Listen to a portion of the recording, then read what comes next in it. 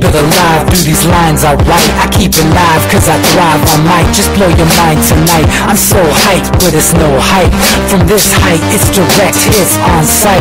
I'm your type, lend me your ears to show you that there's something in me. I'm not giving up, I'm standing right here, holding these days hostage. And I'll make this my year. We turning fear into love, and the love's in the air. I love doing this cause nothing compares. Nothing can share that same type of feeling when you feeling unfair. They can't catch it, it's havoc. I rip to a tear, switch a scenario. My stereos, I leave them impaired. Variables start to change and they're all in my range. I just gotta grab it, it's all mathematics. Every step is drastic, I make it fantastic. I'm trying to take your breath away. Asthmatic. This is live through the stereo. Go and let it blow, blow through the stereo. I'ma let them know through the stereo. Yo, here we go through the stereo, stereo. This is live through the stereo. Go and let it blow, blow through the stereo. I'ma let them know through the stereo. Yo, here we go through the stereo, stereo. Yeah, just nod your head with it. So explicit and vivid. Every image is intricate, intimate. I put my all into it. No scrimmage and no rules. I'm a pro tool.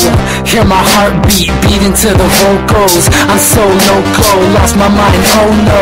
It's ponderoso, dope, so no overdose cause it's dope, yo. Man, this is house grown, mixed with some milestones. So I let the style flow down like the Dow Jones. Bringing it with some foul tones, letting the crowd know we getting loud, so it's eardrum rudiments. Yeah, we bring it rude again. Move, little hooligan. Music for tuning in, full time to the 10. I'm on my clock like I told you. I'm doing this for dreams we pursuing. Welcome back to the Anti-Media Radio. This is Lavonne. So happy to be here with you guys. It's December 12th, 2014. Happy Friday. I've missed you guys a lot. Thank you for joining me. I am here with Mr. McKay, Chris, the Artful Activist. Hello, how are y'all doing? Hello. We have been pondering, collectively, unbeknownst to us, the same things. So we thought we'd share with you our ideals, objectively, as well as subjectively, in regards to love.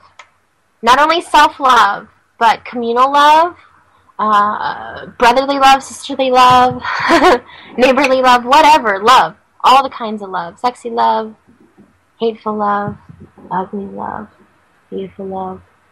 So if you are unaware, I like to talk about things other than current events / political occurrences, just because I think in general a lot of that stuff is negative. And it breathes a certain type of emotion. And I think that culturally we are geared to be motivated by fear. And I try to do the opposite. I live in opposite land. It's the funnest place to be. So thanks for joining me. We're going to talk about a lot of interesting things. I like to encourage you guys to call in. Please do so. We are able to take calls. And let's see. Where to begin? Such a wonderful topic. I've been struggling with this recently, mostly because I wonder, was I shown genuine love as a child? I mean, yes, I can think of times, but overall it was really a lot of fear-based actions that I experienced. Well, that's what most people experience. I mean, it makes it so that I don't think most people actually know how to even accept love or to actually perceive love out there. I think people have a lot of trouble because of the fear-based society that we live in. Even like when people see love given to them, it makes them push them away. Yeah, why are people self-sabotaging in that regard? I know so many of my friends who are searching for this ideal individual to complete them, quote-unquote, not realizing that the self needs to be whole. Like, one whole plus one whole equals an awesome whole. You know what I mean? You can't look for someone to complete you. You have to complete you. That's a very trying thing to do. But is that truth? Is it? I mean, can people be completed without the benefit of others? But here's the thing. Nobody's taught how to do that in society. We're just kind of like, hey, welcome to this plane of existence. Go learn stuff. Okay, now decide what you're going to do forever. Okay, now find your other half. Okay, now procreate. Okay, now retire. Okay, now travel. Okay, now die. It's just like everybody's got this ideal. Nobody's allowed to just be an experience. Everybody's suppressed in a way by these imposed ideals of what they're supposed to accomplish in their time here. So much pressure. Like, how do you know what to be or how to be? And you never know that. You never know that. You just have to trust in that. But we have to. My point is that most of us, we had this discussion a little earlier, come from a background whose family was involved in some sort of war. And what does that do to the mindset? And how does that affect the family of those? Most of us come from that, you know? It's just, our civilizations over time are always fighting. Wouldn't it be wonderful if we were a community and everybody supported each other, and when someone was sad or going through a hard time, they knew that they had at least 50 people surrounding them who were going to just fill them with goodness? Like, you read about these tribes in other parts of the world who have that type of interaction. And I wonder, like, do they have crime? Are they murdering each other? You know, like, are their youth depressed and on medication? Like, I mean, but look at your statements that you even made yourself in the beginning of that. You said, how do we know if they're the one? How do we know who's the right one? That's a fear-based statement itself. You're worrying. What do you mean? What did I say? In the beginning, you were talking about we were looking for the other person to complete it. I'm just saying that's a generalized ideal that people have, that I've realized, like, a common thread between people who I associate with. Like, that's their consensus is in their mind. Like, they're all looking for that. Yeah, I'm not looking for that. No, we both agree that the war-based society has made it so we push people away because we're always on defense. Because our entire family tree, everybody's family tree, as you just said, is based on somebody being in war. So we have that violence in us from our family tree. So it's passed down from generation to generation that way. So that's where a lot of the fear comes from, along with all the fear of society itself today. It's a dog-eat-dog world. Yeah. And we're all wearing milk-bone underwear. So, I mean, in that sense, we're so individualistic that we forget what somebody else actually brings to us, and we always worrying about what that person is taking from us. It's true. We have to start thinking about the positives, as you were discussing earlier, about looking at the common grounds. Yeah, it's like, what's similar between us? Like, how do we relate? Not, oh, that bothers me about them. Well, and this isn't just on an individualistic scale, on a relationship. This is society in general. We have to do that with our neighbors. We have to do that, and the cities have to do it with their neighboring cities as individuals if they want to keep everything as individuals. Like, I noticed that we teach our kids from a young age to notice differences. We should be learning similarities, correct? Correct. We need to start building this idea of connectedness, because, like, I realize that I've studied biology and physiology and more recently metaphysics a lot, and quantum science shows us that this is a holograph. Everything is kinetic, and it's an illusion to think anything but. And people are so far separated from true reality.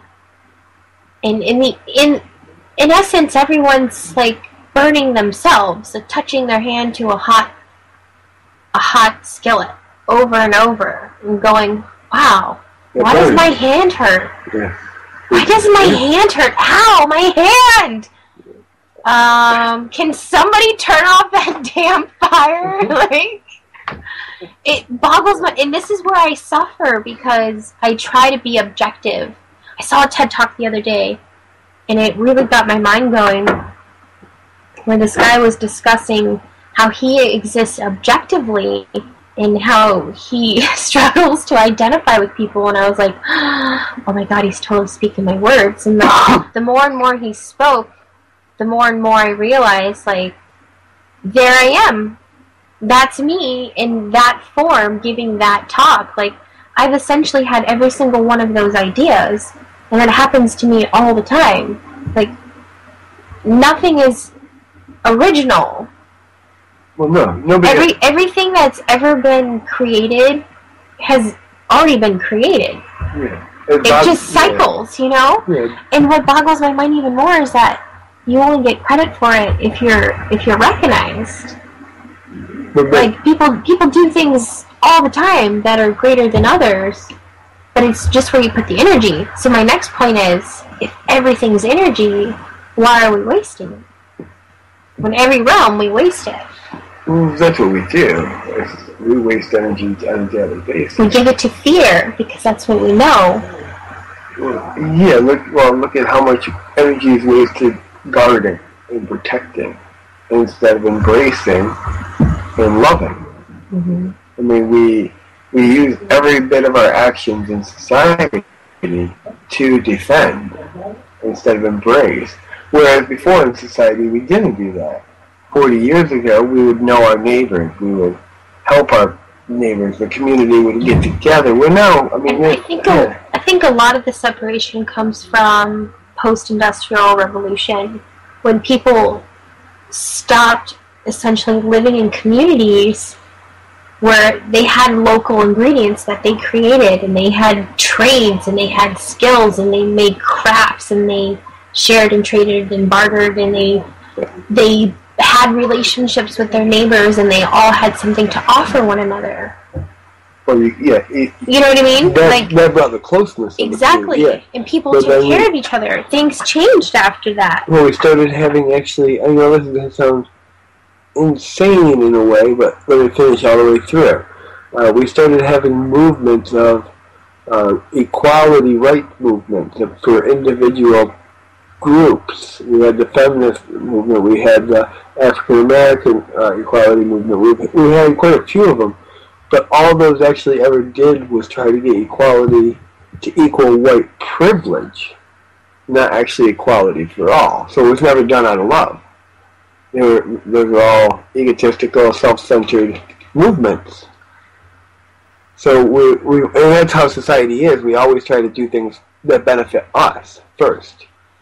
Wherever we start living life, if everybody just starts living life where we don't focus on us first, but focus love for everything around us. Excuse me. If we focus for love everything around us, and everybody else is focusing their love for everybody around them, then you're going to go back to the society where you actually have to communicate more with people. You actually have to help each other. But by creating the individualistic society that we have created, and this is mostly in the United States and a lot of the Western capitalistic societies. I mean, those societies have been, I got mine, you got yours, from the Grateful Dead, I guess. And it's just, that's how it is. That's how it is now. We don't even think differently of it. It's just how it is. I think we should all think them in a quantum level. I think subjects in school should not be BS history. It should not be anything but teachings of the self.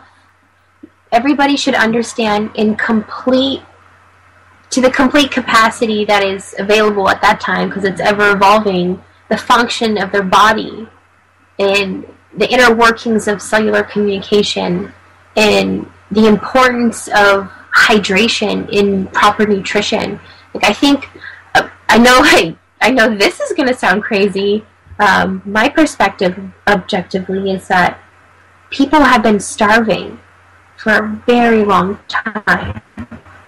Not only monetarily, emotionally, physically, but nutritionally. Like, especially with the imposition of altered seeds, like generation after generation has been suffering the consequence of factory food and the change in agriculture. And it's a stance that I take, and something very dear to me is like people are not functioning optimally because they suffer from chronic malnutrition, and they don't even know. Most people don't even drink proper water or water at all, and when they do drink water, they're not even drinking like real water because their water is like injected with all this stuff that is not even isotonic. Like even when you drink it, it doesn't even adhere properly to your cells because of its composure. Like, and that will make it so that we can't think properly. I'm just saying, like, how do you, in the world that moves so fast, and I often compare it to a tortoise and a hare. And I explain to my 6-year-old, honey, you're being a hare. Just slow down a little. What if you look at it this way? And I'm trying to teach him, like, just because everyone's going real fast doesn't mean you can't observe things and make another idea or create another perception, you know? You can, but if it's not a perception that's accepted in society, then it really exists only in your world. I'm just saying, like, it's so hard. I understand why people suffer emotionally, is I think where we're getting at with this is because of the way that it's constructed and built, you know what I mean? Yeah. People aren't nurtured properly, and then they suffer silently in this mold, you know? So how do we change it? Well, you're never going to change it overnight. You can't. It's impossible. There's too many factors against you.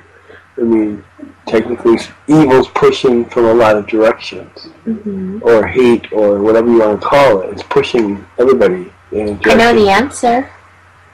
I'd love to hear it. I do. I know the answer. It can't be that simple of an answer. It's so simple. It can't be. It's so simple. Einstein knew the answer. Oh, Einstein was crazy though, too. I'm a little crazy. I'm just crazy enough to understand what he was saying. And essentially, I'll get back to my point earlier, E equals MC squared. Action is always reaction.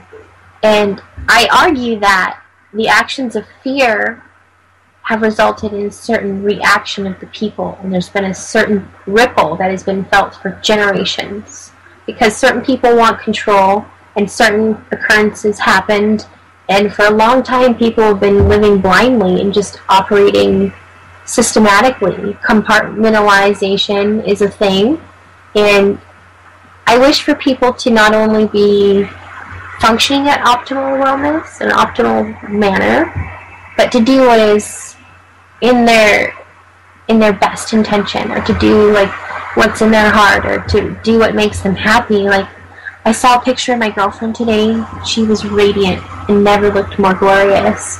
She's doing what she loves. She has the ability to do that. Not everybody has the ability to do that. And my argument is that if everybody had access to food, they didn't have to worry about buying food.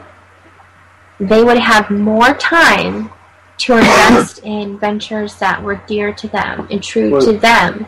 So I'm always going to say the manner in which we kickstart all of our societal problems is to grow food everywhere.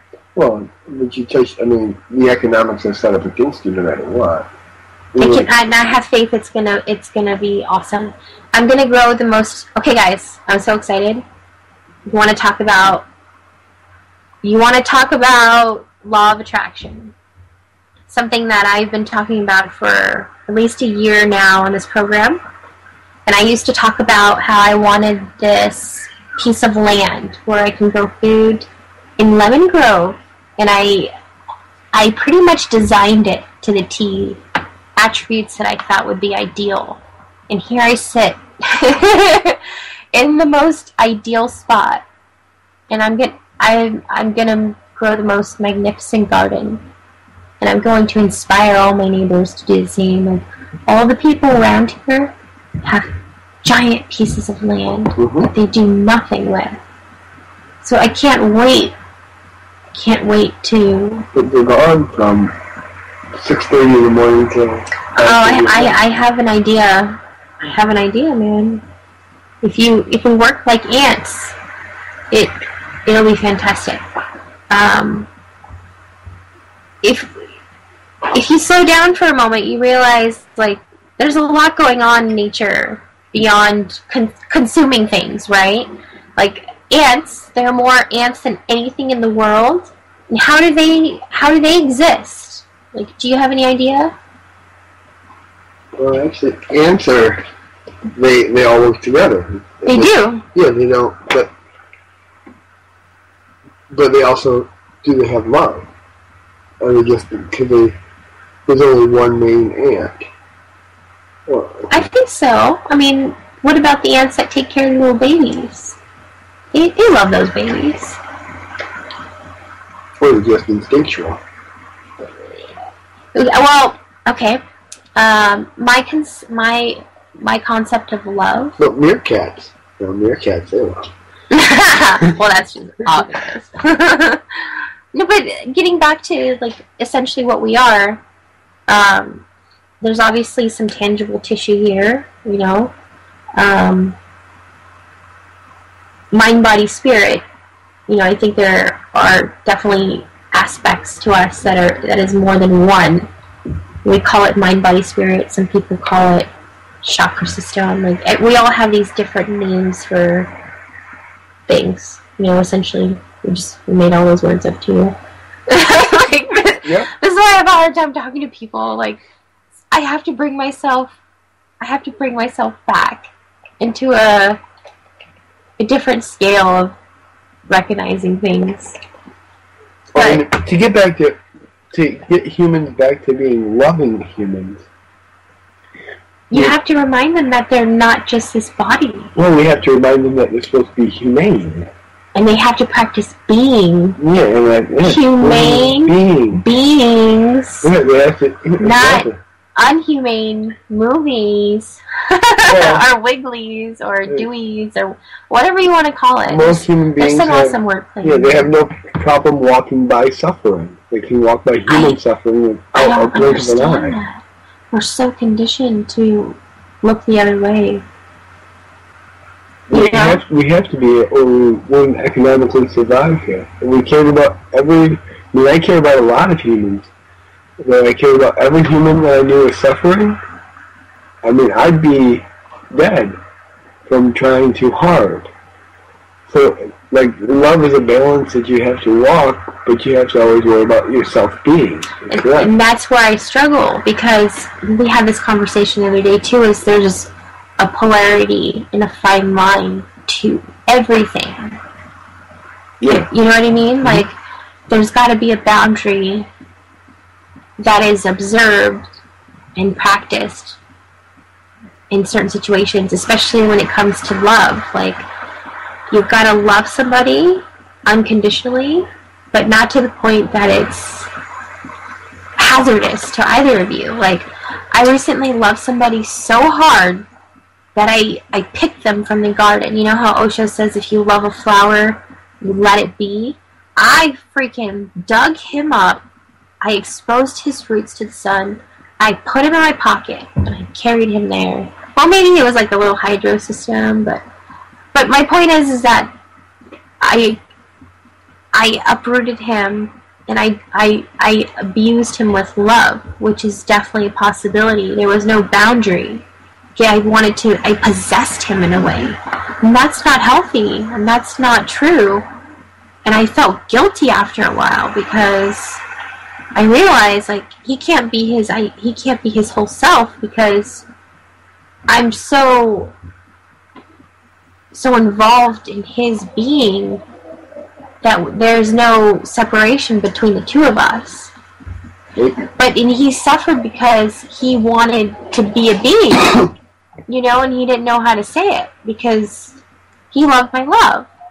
but I didn't see it as healthy. I thought it was overwhelming, like not true.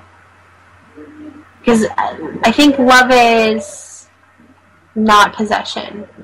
Love is existing in an easy space together that is pure and feels good. And like that's what I want to encourage people is like instinctually what's good and what's not good for you. Like that first instinct that you always feel is usually the right one. Like all the time. All the time. Oh, yeah, normally, if you practice being, you cannot go wrong. Do you meditate? Yeah. Tell me about it. What's it like for you?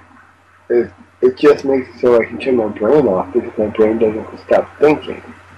So for me, meditation is just something to quiet myself and to stop any type of anxiety that I have. Or anxiety. Every human has anxiety today.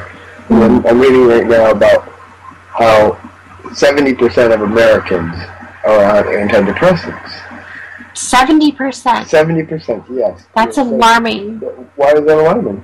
Well, it just further solidifies the notion that we don't know how to be. Like, you weren't born to take drugs, like pharmaceuticals. You weren't born to exist in this place and ultimately suffer. Like, I struggle with that too. Like, if we're born from love, and I know that we are, we came here to suffer, and most religions of the world will say that. Mm-hmm. And I agree, like, suffering is what makes this existence true. But I think people suffer without the reward. Because I like the burning. I like being distraught with my emotion. Because it allows me that time for introspection to go, where's this coming from? I love that time in life because it's really, it's real, man. Like, but for me, I love finding the beauty in the pain. I love going, okay, what does it teach me? How am I going to apply it? Like, I've seen the craziest things. And that's my ultimate message to people, is that you're only a collection of your experiences. How do you let them mold you? What do they teach you? How do they compose you? We're all affecting each other all the time. Like, our human being puts off an energy field of 15 feet. Like, that's pretty immense. Like, imagine how many people you're bumping into and sharing stuff with, like, consciously or unconsciously, all the time. What are you sharing? Like, and that's how you change it. Action equals reaction. Like, I haven't been present because I've been burning. I've been objectifying the occurrences in my life and finding the lessons within them, because I know that you can only share what you have. And I didn't feel confident speaking to people about anything because I wasn't my whole self in that moment, you know, that time of reflection. But I wish that people would understand that it's okay to have feelings. Like, we're so bred to just operate. And things can move through you. If we have feelings and we actually care about another human being, that takes away from our own individuality. That has to, because if you're going to interact with another human being, you're going to be giving some of your time, you're going to be giving some of your energy. I talk about, I need to come up with a word for it. But there are 3 basic type of interactions that you can have with people.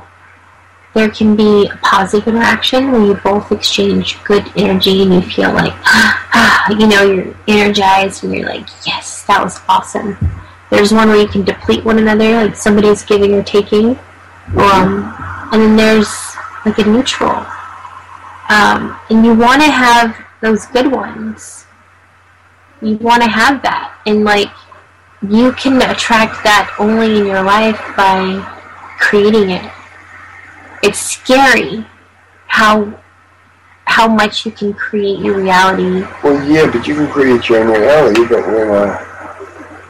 when 60% of the women in this country have been abused, and 70% are on medication. And I wonder about that. Well, you have to look at it. Well, I mean, there's got to be a correlation with it. There has to be. Well, I think that you're making over half of your population has been traumatized by abuse. And why? And because they were born from fear. And what are these people doing with it? Well, and also whoever abused them was also afraid of not having control. So you got both sides to have fear. Because usually abuses happen when somebody thinks they're losing control. That's when abuse usually starts. That makes sense. So. Well, there are all types of abuse. And I think that loving someone in a healthy way is a type of abuse.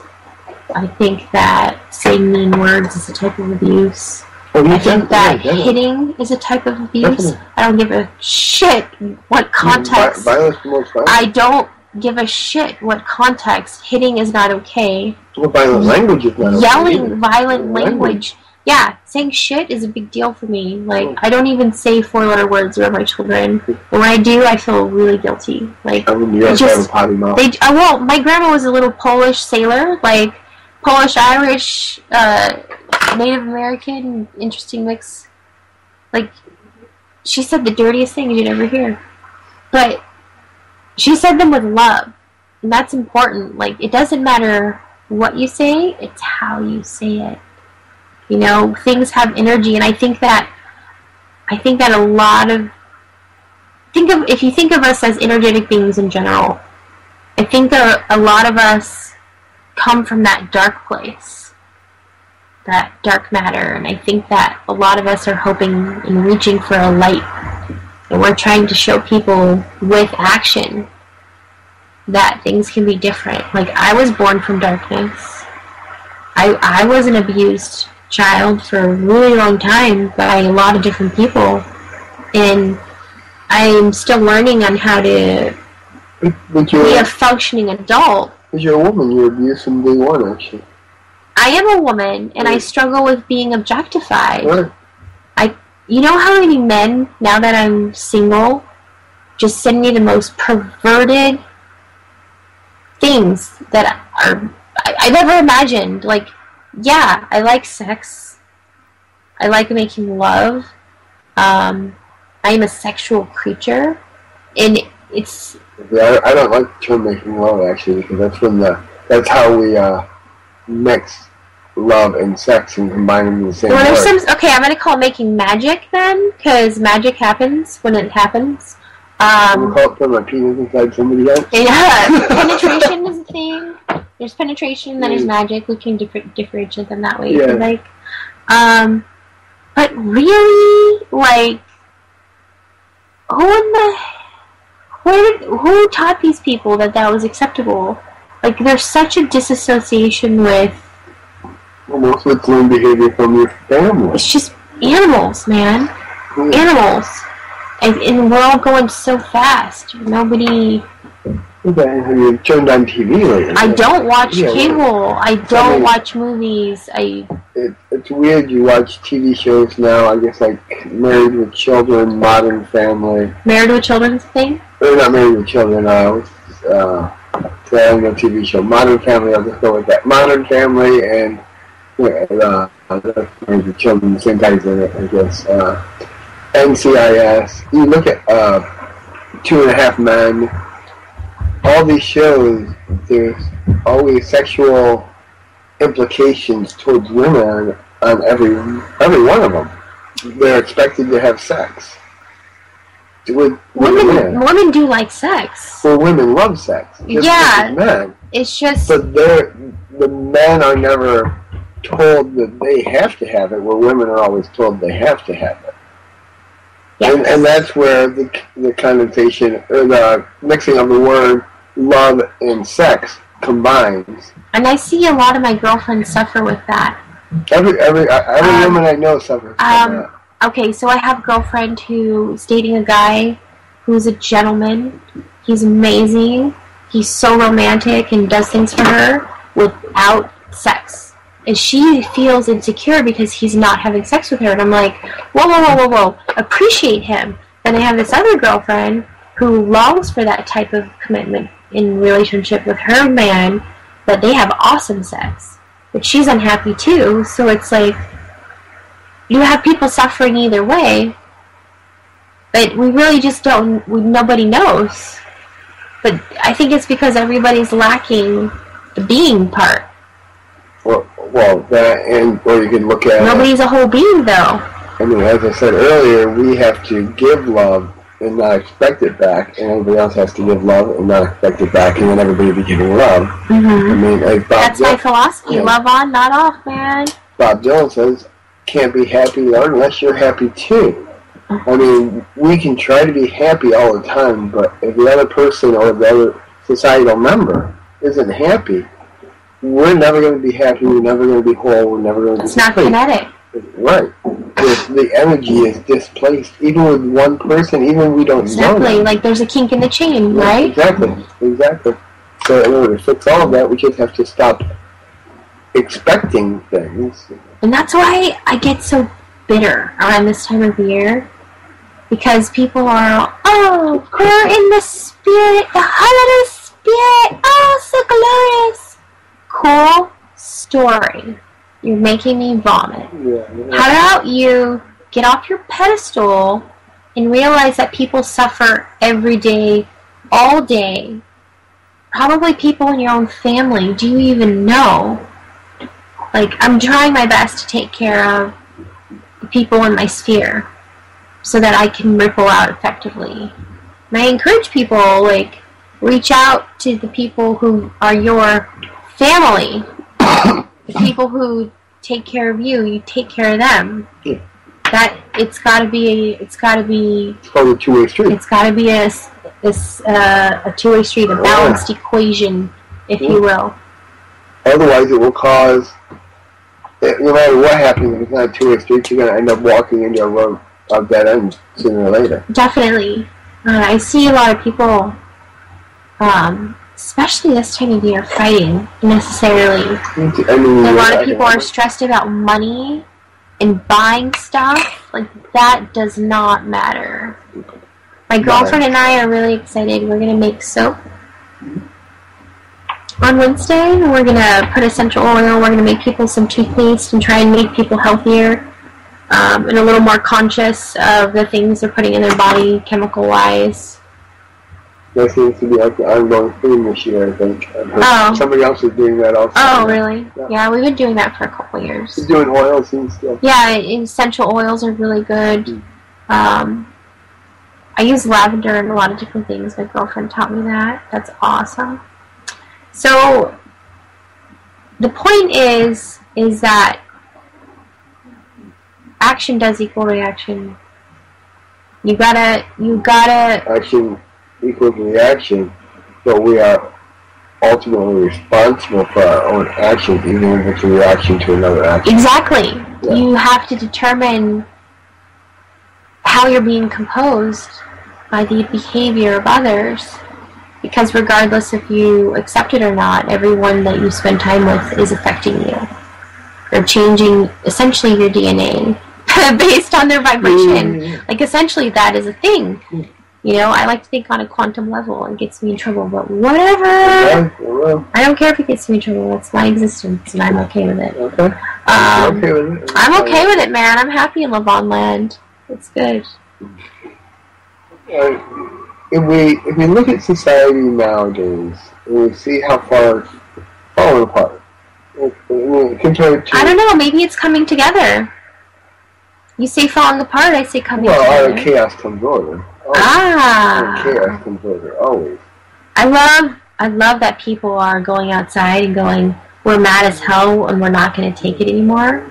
We're not doing that much. We should be doing it more. Well, in other places, I think we should do it more in the United States. Yeah, everyone. Yeah, the rest of the world is. Yeah, they're fed up with it. Yeah, it seems like we're a little sedated. Well, we're too comfortable. We're complacent. Complacent is a good word. Yeah, we're very complacent. But we're medicated at the same time. We just determined, you know, like I didn't know that, but down. We're unconscious of our conscious. Yeah. So that's why I try and teach people that they are infinite, amazing creatures, which you are. Don't forget it. Your emotions are affecting your body. You can create the manner in how you experience your world. There's some cool research being done in Finland via typograph. It reveals the different emotional states effects on the body. And after 5 experiments and over 700 participants, Sweden and Taiwan, they reported different emotions, right? And the scientists had very surprising consistencies. You can find more in the proceedings of the National Academy of Sciences. But basically, most emotions were associated with sensations of elevated activity in the upper chest, corresponding to changes in breathing and heart rate. And sensations in the head were shared across all emotions, reflecting psychological and changes in their expressions. But the bottom line is that the emotions that people experience have a physiological effect on the body.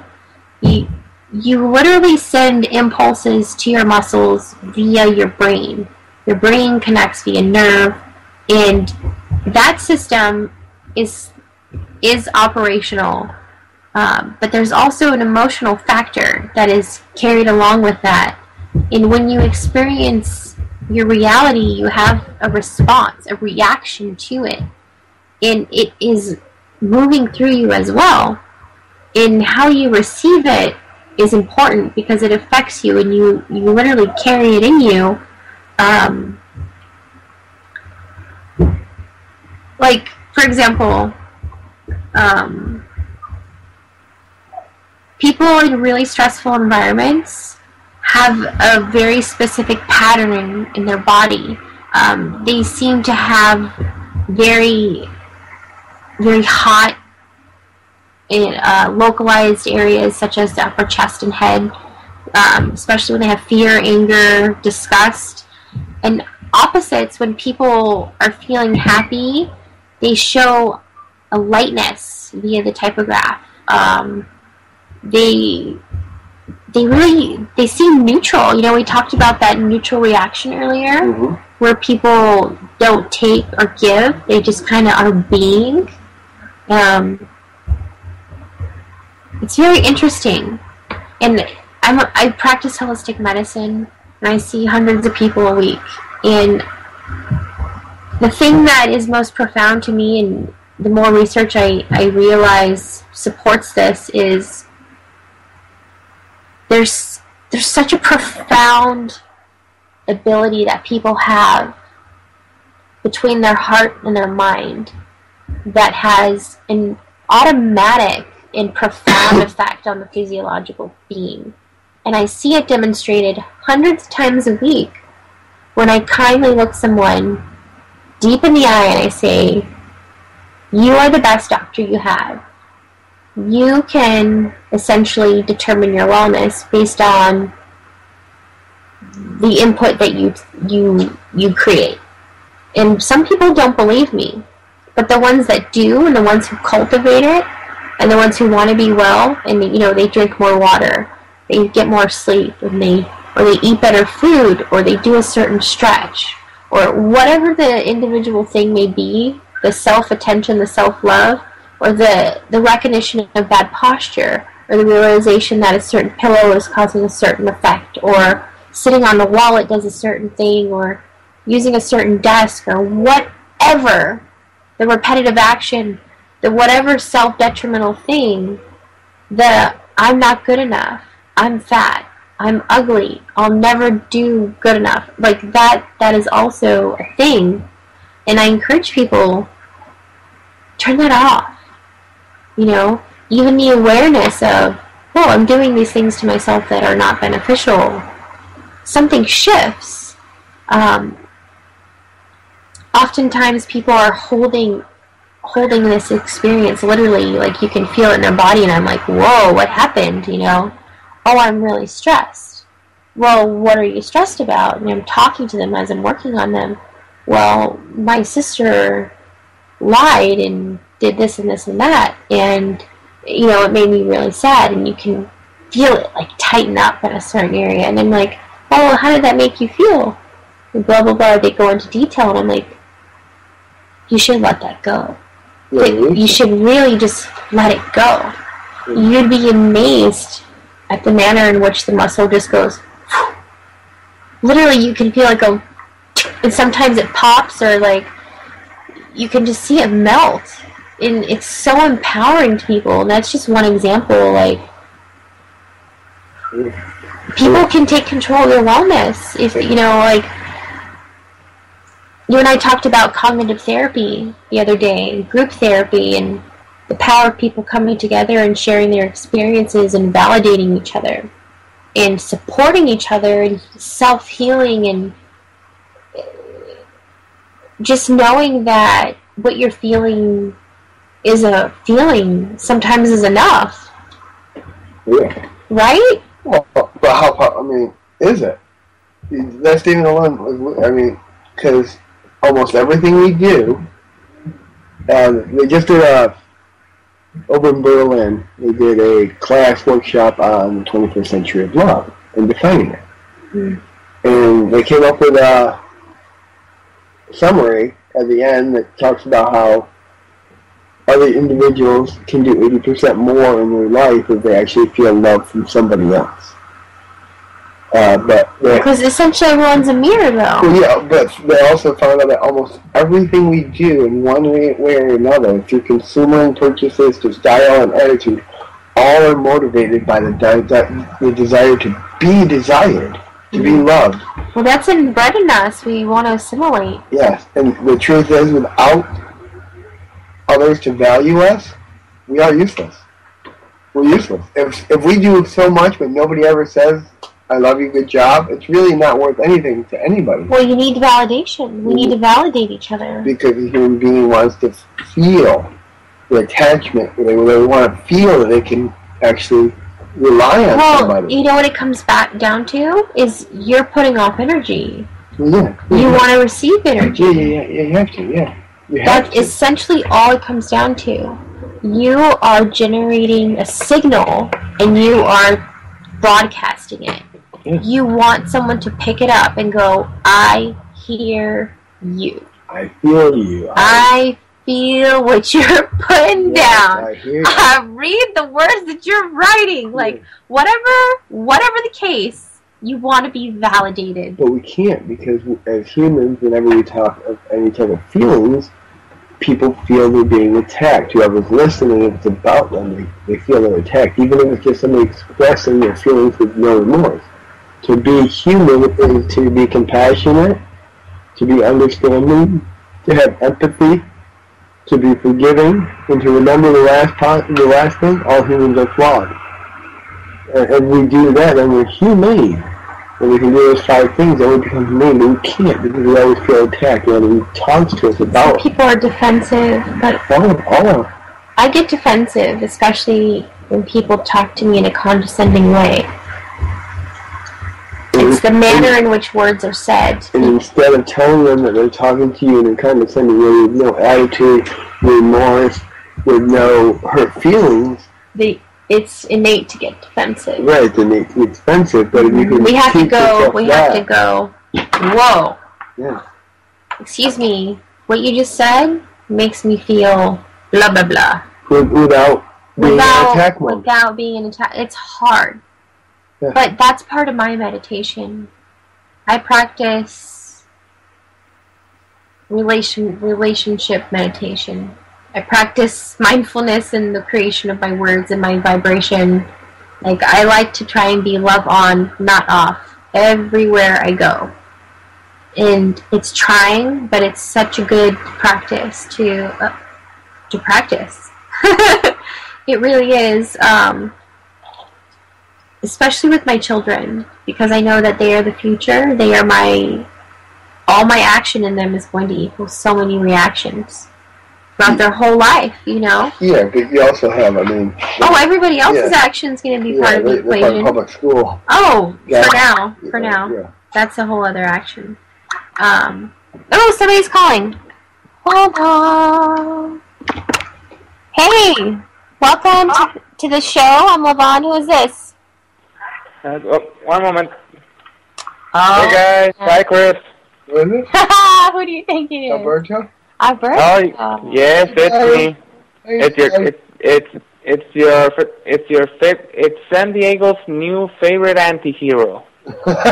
Anti-hero. Don't be anti-anything. This is about showing love. We're talking about love. The show itself, it's the anti-media. Come on. Aren't you the love machine? Tell me, what do you love? Oh, yeah, pretty much, I guess I wish I could be able to go back to square one, pretty much.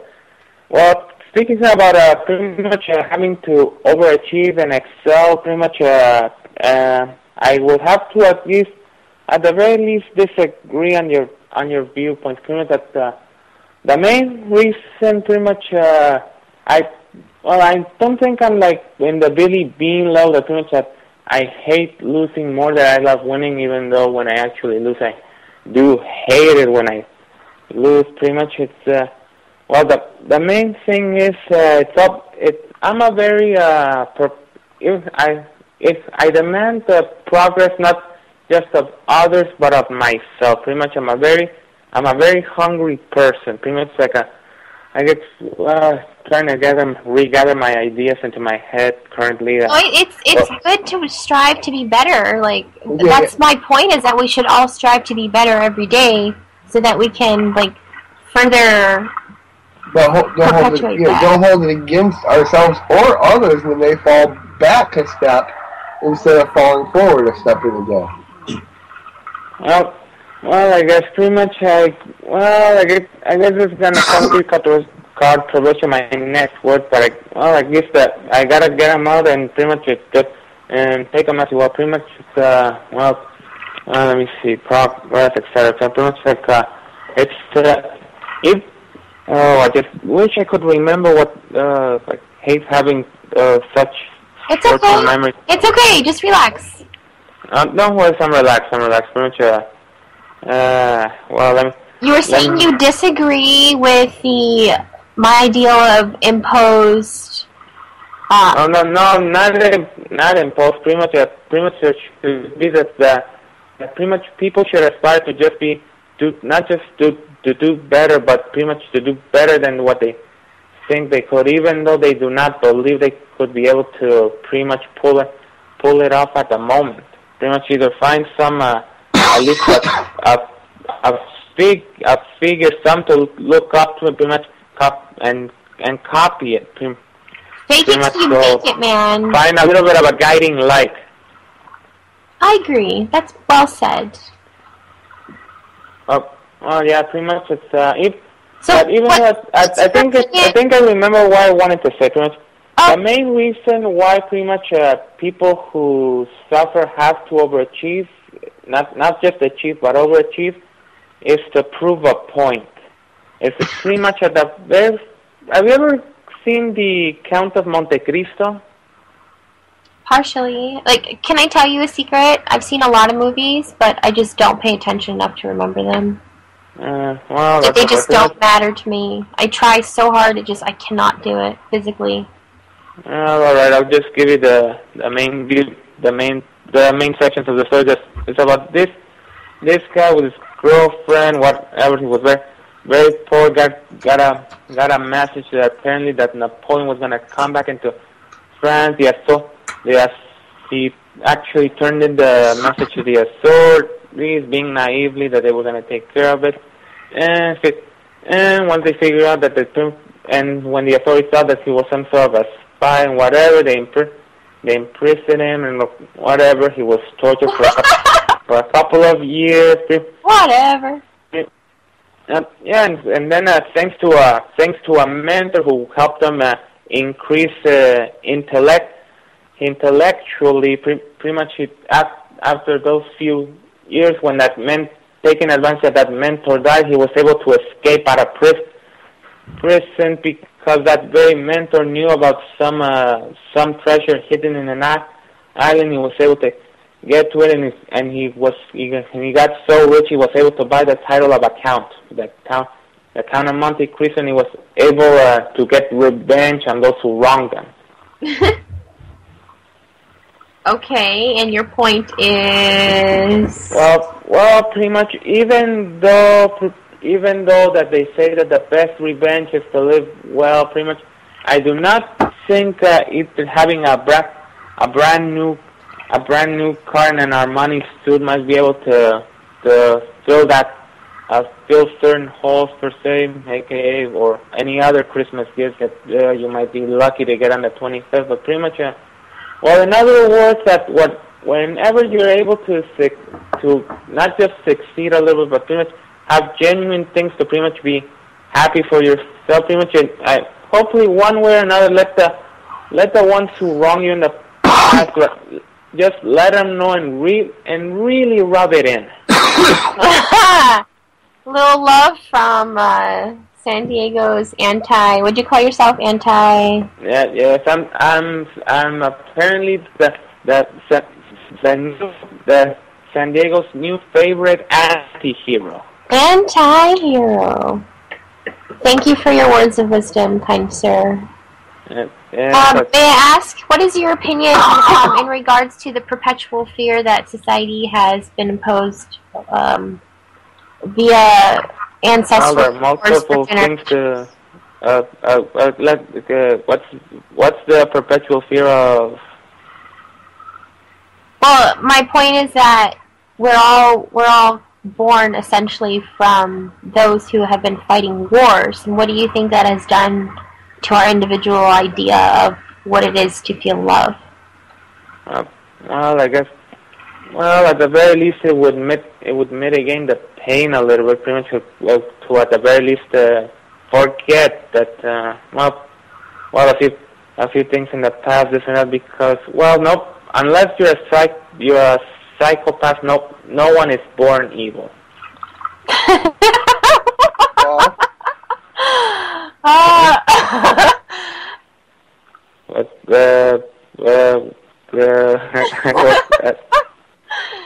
That's very interesting. Pretty much. Well, just so I know we're at least on the same connection per se, so I don't miss the point. Like, what was your viewpoint and or did I give it a little half baked, or did I, or what? Well, your perception is your own. I am no judge of that, sir. I appreciate your opinion. I think that the important thing to remember about all the topics tonight is that regardless of your awareness, you are a collection of all the experiences and moments you're having or are to have. And you can be conscious in them and aware of how they affect you. And more importantly, how are your moments that you're creating for others affecting them? I think if we all have this adaptive awareness of what is being done and what is to be done and how it is affecting everybody, either chosen or not, there can be some real changes to be made everywhere, internally and externally. Thank you for calling, buddy. I'll check you guys on Monday, same time, same place. I'll catch you all week, actually. Have a good night. Bye.